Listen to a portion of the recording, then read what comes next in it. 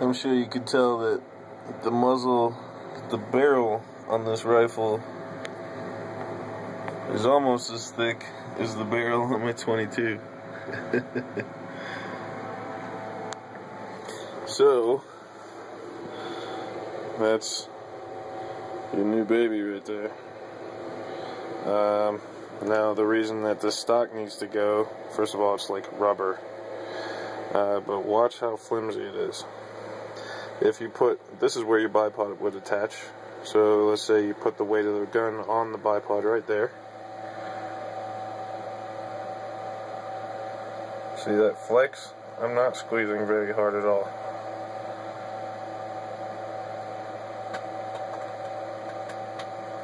What that flex means is this rifle, once you put the weight of the rifle on the bipod at this point,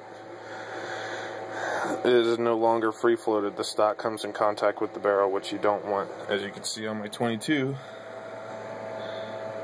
well, hopefully you'll be able to see on video. See that gap? The stock does not touch the barrel at all. That 6 is the same way. Lots and lots of room between the barrel and the stock. So, that's what you want. That's what makes it accurate.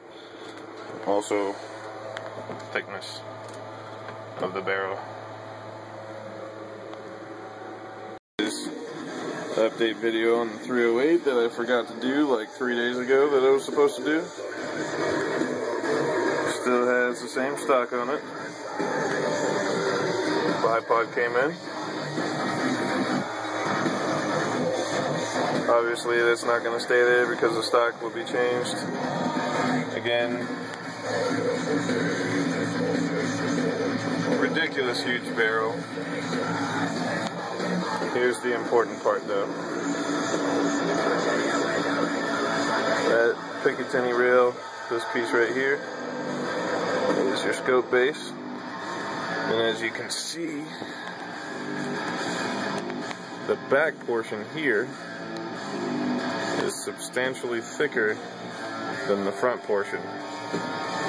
That's because it's a 15 MOA rail. That means the scope, instead of being completely parallel to the barrel, it's actually tilted down a little. What that does is allows, when you're sighted in at like say 100 yards, the reticle will be very high in the scope. Therefore, if you want to shoot farther, you dial the reticle down and now the bullet can go farther.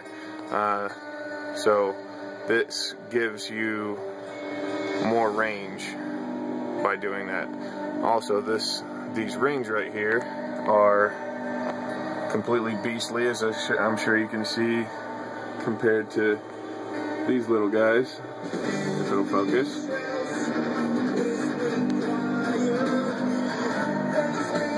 Beast. These are Burris Extreme rings. They are very broad from here to here, so there's a lot of contact surface. That's why there's 3 screws, and they are 30 millimeter. That 30 millimeter diameter is because the scope that you're going to be getting is a 30 millimeter diameter instead of a 1-inch diameter like those are. Those are 1 inches. These are 30 millimeter. Massive. So a huge amount of light gets let in these in the scope that these rings will be used with. Now, as far as paint goes, this is going to stay black. This entire moving piece right here, the bolt, will stay black.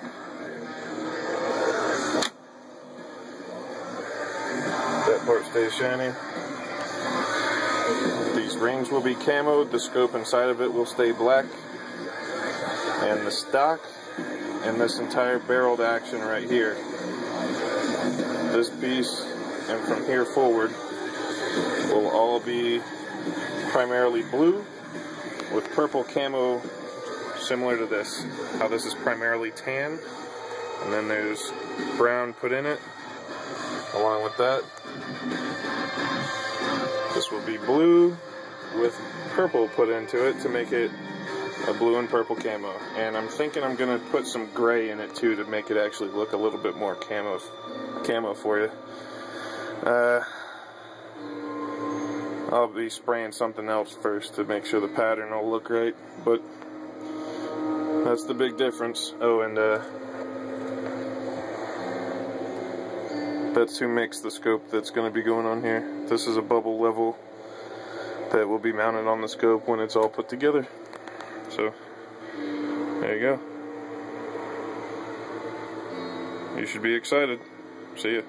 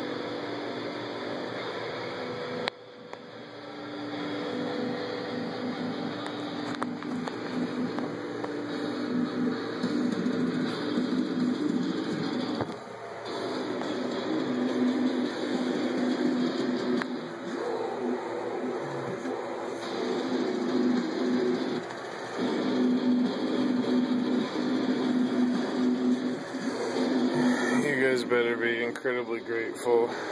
I can't even explain how much it physically pains me to put a brand new unfired 308 SPS Tactical through this kind of torture.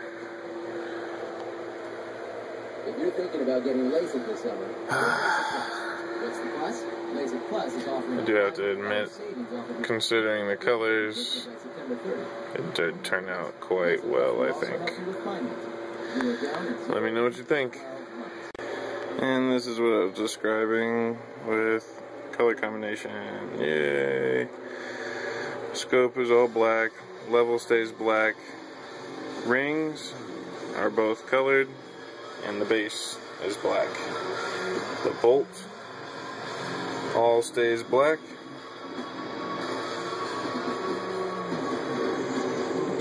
So it gives you a nice breakup.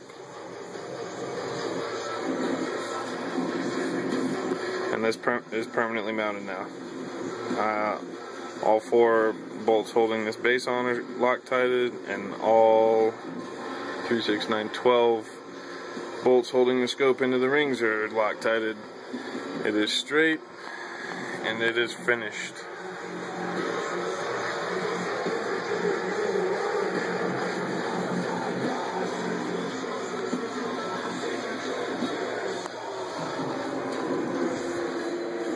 Now I'm waiting for it to stock so I can paint it and finish putting it together, and then it's just about done. The only thing left is truing up a few pieces after that, and then zeroing it. Let me know what you think. So here we have the final installment of the 308 project for my friend Justin's girlfriend.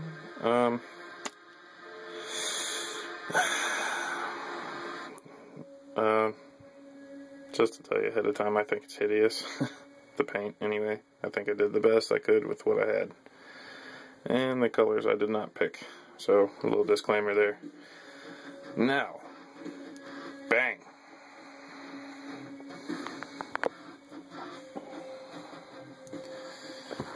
This is how it ended up.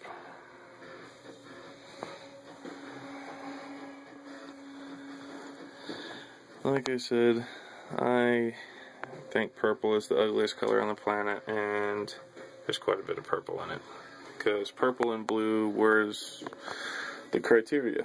I wanted it painted purple and blue, so there's purple and there's also blue. I did a couple different patterns to show, so she could pick what colors she wanted, and then I kind of had to doctor it up a little bit because it just didn't work. I had to put in a little bit of gray and black, and I think that changed the color as a whole dramatically. Like I told her, rings painted, base black, bolt and handle, all the controls are still black. Everything else from there down, barreled action, and the whole stock is all blue, purple, black, and gray, with a very heavy barrel.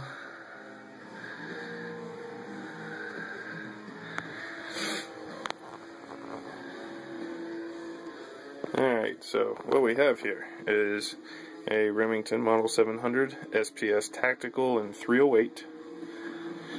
It's got an EGW 15 MOA base on it. As you can see here, it is in fact taller in the back than the front. 15 MOA's worth.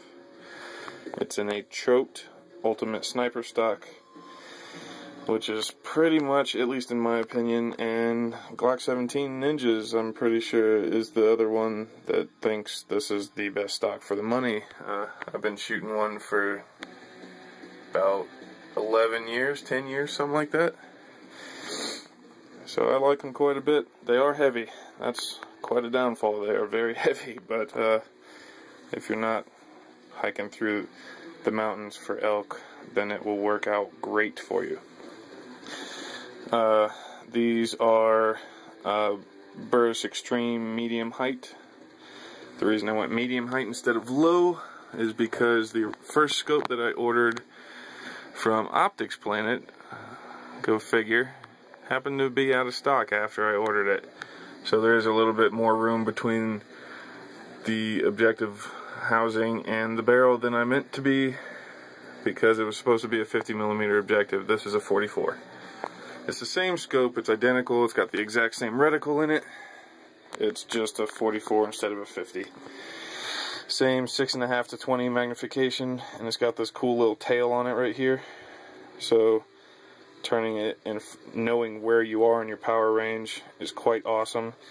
120 degrees of rotation from 6.5.